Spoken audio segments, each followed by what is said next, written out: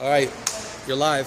So right now we're building the wall to have a 90-degree turn off the front wall.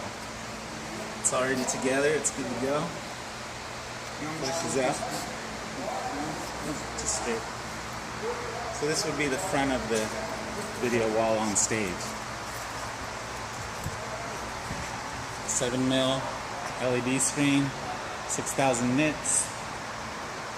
So 1.96 by 1.96 inches each panel. It's 80 by 80 pixels per panel. And it weighs about 25 pounds each panel. So if we're talking about, a 60-foot wall, let's say, how much weight are we looking at? So quite a few panels. 12,000 pounds. 12,000 pounds, okay. Okay, 60 times 4, 240, 6,000 pounds. 6,000 pounds, sorry, my math was off. Let's go check out, if you could explain to me the different screens we got over here.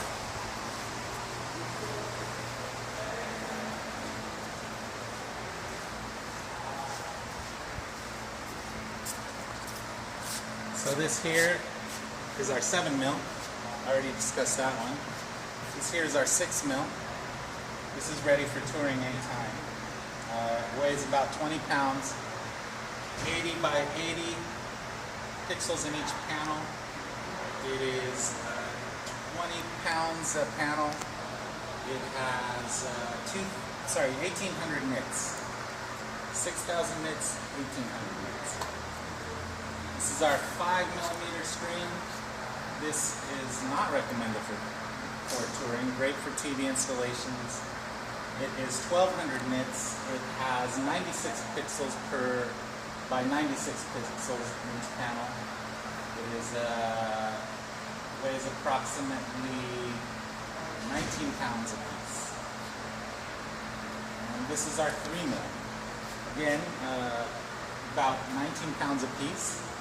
1,200 nits, 3mm pixel pitch. It has, again, 96 pixels by 96 pixels. And it's roughly, both of these are the exact same size and panel, which is 1.64 by 1.64 inches. So let me ask you, you and I have been discussing off the recorder, recommendation for this particular application for the K-pop tour. Sure. I'm leaning towards this one over here at the far end, which is what, a 7mm? That's the 7mm. And I like this because it's the distance. It seems to say very clear from a far distance. Is that an accurate statement on this particular screen?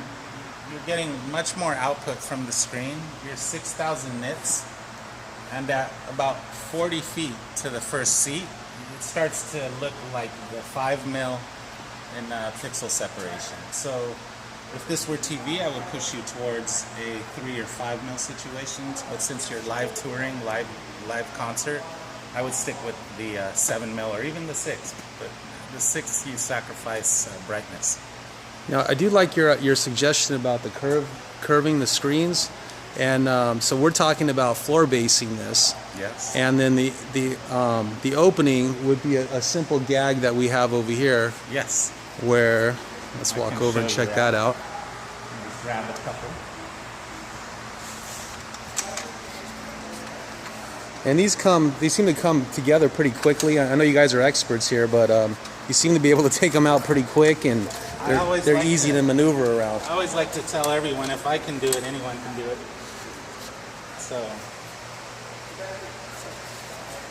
So here's our thinking for that opening. Rather than making it flush, would cost a lot more money, is we're going to have panels behind in the middle area where the entryway is, the portals. Yes, and the panel would back up and then flush to the back of the front panels. And then the mapping, what I would do is just create a visual effect that you would not be able to see the movement or the shift in the depth at all. You could play one set of video content here, and then on the main wall have another set, so that you never get that separation of images. Some people, they don't mind that the image has a bit of a a lapse in between this screen and that screen. We just did 2 tours where it was perfectly acceptable. So tell me what tours you did with that and how many shows you guys did. The last tour we did with this kind of situation was the Move Live tour with Derek and Julianne Huff. We did a bunch of one-off dates with Jennifer Lopez where we had a screen behind a screen and there was a bit of a lapse in the information.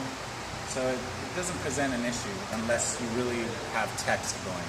So let me ask you about my idea of having those screens kind of come over as a claw. How do you see that working with this? You know, how much space do you think we need behind the screen?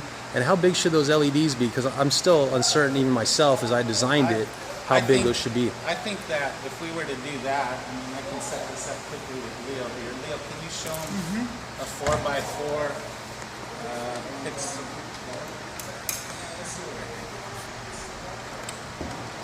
Show you how quickly that'll go together at 4x4.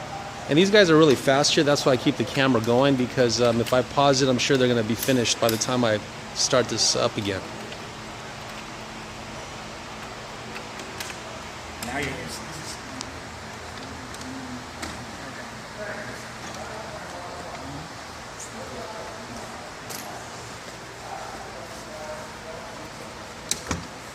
As you guys can see, these snap in pretty easily on the back.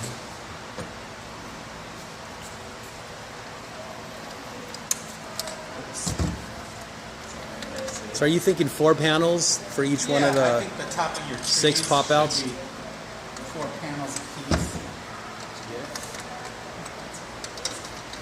Show you how This is quickly, spring loaded. show how quickly it goes together. That's That's not in. Oh wow. just a fuse. That's the done. fuse, and that's it.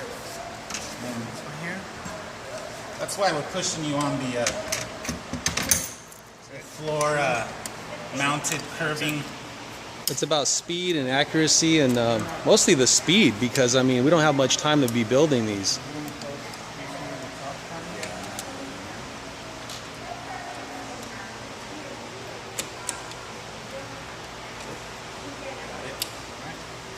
So that, if you come around the front, see, you can see what a 4x4 looks like.